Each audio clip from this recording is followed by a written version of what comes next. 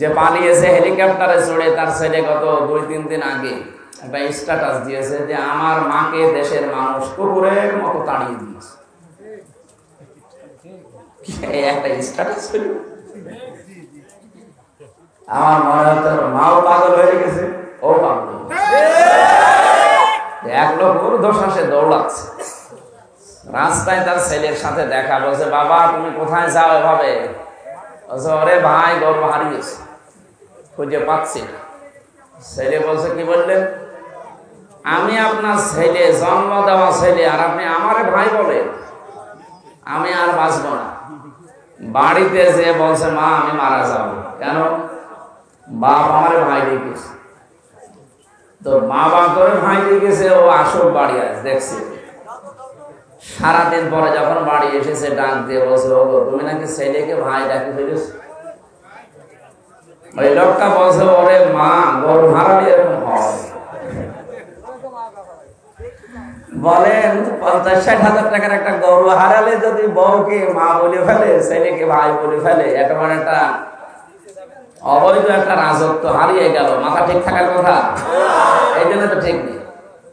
মাঝে মাঝে এখন উল্টা পাল্টা চলছে যে আমি পদত্যাগ করিনি, আমি এখন বৈধ প্রধানমন্ত্রী, আমি আবার চট করে ঢুকে পড়বো। আসেন আপনাকে দিয়ে অনেক ডুব ডুকে বাঁচাবে।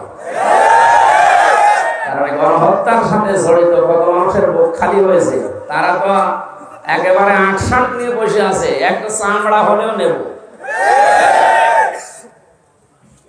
এখানে উল্টা পাল্টা ধারণা করে আজ জামাত ইসলাম, বিএনপি সহ যারা এদেশে আছে অনেকেই কিন্তু মাঝে মাঝে একটু দেখছে ঢিল দিচ্ছে। এটা একটা কৌশল। এই আওয়াজ যেহেতু কালকে সারা দেশে যাবে, আপনারা আবার আন্দাজে কথায় বিশ্বাস করে প্রকাশ্যে আসবেন না, শেষে কুকুরের মতো পিটা লিখে মরবে। এরা তো একটা ফাঁপ পেয়েছে যে আসুক। যারা যারা লুকিয়েছিল, এখন এই যে গতকালকে মেহেরপুরের যিনি মন্ত্রী ছিল, মনে করছে যা বউ আপা যখন এরকম সাহস দিচ্ছে আমরা একটু বের হয়েছে ধরা দিয়েছে। আপনারা যেন ভুল করেন না। বাংলাদেশ জামাত ইসলামী নাটোর জেলার নায়েবে আমির মনে হয় আমাদের প্রার্থী ভাই 2 আসনে, নাটোর 2 সাবেক জেলা আমির ছিলেন অধ্যক্ষ দেলাওয়ার হোসেন।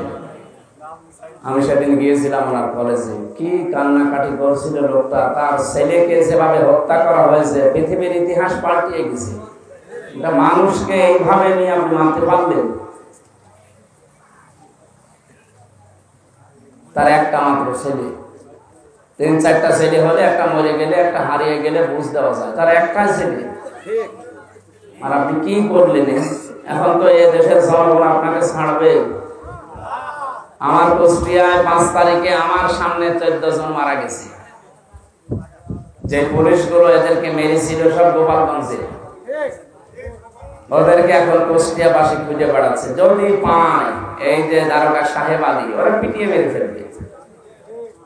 ওই জন্য যারা যারা এই সমস্ত কাজের সাথে জড়িত, নির্ধারিত আমার মতো মুসলিম যারা জুলুমের শিকার, আমরা যদি কিছু করি সেখানে কিন্তু কোনো বাধা নেই।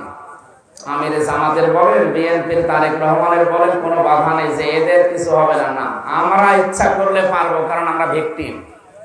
আপনি মাফ করে দিয়েছেন, আপনার উদারতা আপনি দেখিয়েছেন, কিন্তু আমার তো মাফ করা সম্ভব না। নিচে যা দেখেছি, মাটির নিচে যে অবস্থা আমার রেখেছিলেন, 11 ঘন্টা আপনি টাঙিয়ে রেখেছেন আমার বিনা কারণে। চোখে কালো কাপড় বেঁধে মাথায় দড়ি দিয়ে প্রমাণ তো হয়ে গেল 4-5 দিন আগে যে আমার কোনো দোষ নেই, আমি নির্দোষ। তাহলে আমার মামলার আয়ু থেকে শুরু করে একেবারে উপর পর্যন্ত যারা এই দায়িত্বে ছিলেন, প্রত্যেককে এখন 3 বছর জেলে দেওয়ার দরকার না? শুধু আমার মামলা না, 1,10,000 মানুষ এখন বাংলাদেশের জেলে আছে। যারা আছে আমার মনে হয় 100 জনের 70 জন কিছু জানে না। যাদের নামে এই সমস্ত মামলাগুলো দিয়েছিলেন, এই মানুষগুলোর মামলা তো একটা একটা করে সব খারিজ হয়ে যাচ্ছে। আদালত বলছে না, কোনো দোষ পেলাম না। রুহুল কুদ্দুস তালুকদার, দুলু সহ যারাই এই জেলাতে নির্যাতিত, এই মানুষগুলো এখন সব খালাস পেয়ে যাচ্ছে। তাহলে যারা এই 140টা মামলা ওনারে দিলেন, আমারে 50টা দেওয়ার কথা ছিল। আমার বাবার কাছ থেকে 10 লাখ টাকা খেয়ে তারপরও আবার মামলা দিচ্ছে। ওদের কথাও ঠিক নেই, বললো যে টাকা দেন মামলা দেবো, টাকাও নিয়েছে মামলাও দিয়েছে। মামলা আল্লাহর রহমতে সব খারিজ হয়ে গেছে, কিন্তু যাদের এখনো খারিজ হয়নি আশা করছি তাদেরও সব এই রাজনৈতিক মামলা, এই জুলমের মামলা সব খারিজ হবে। ডক্টর ইউনূস এই ঘোষণা দিয়েছে।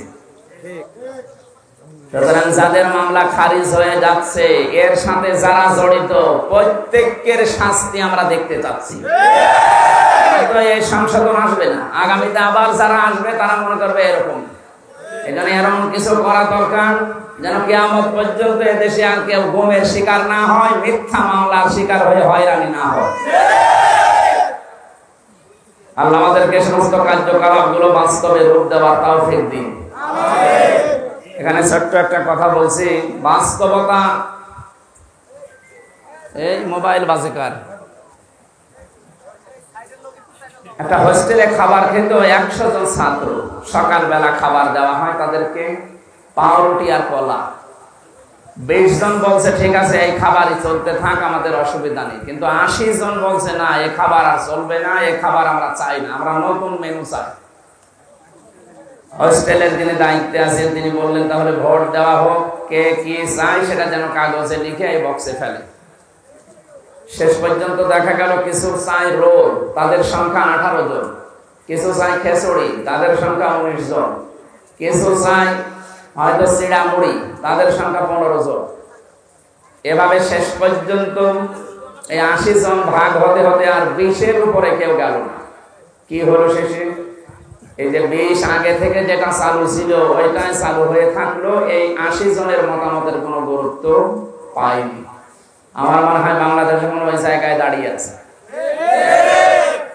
আমি যে কিছুদিনের জরিপ বললাম যে 14 জন মানুষ নারাজ এই স্বাধীনতায়, আমি না 20 জনই ধরলাম।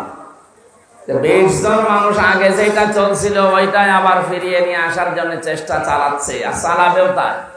কারণ ওরা তো সুখ পেয়ে গেছে 15.5 বছরে, ওরা তো জান্নাতে ছিল। আমরা যারা দৌড়ের উপরে ছিলাম, জাহান্নামে ছিলাম।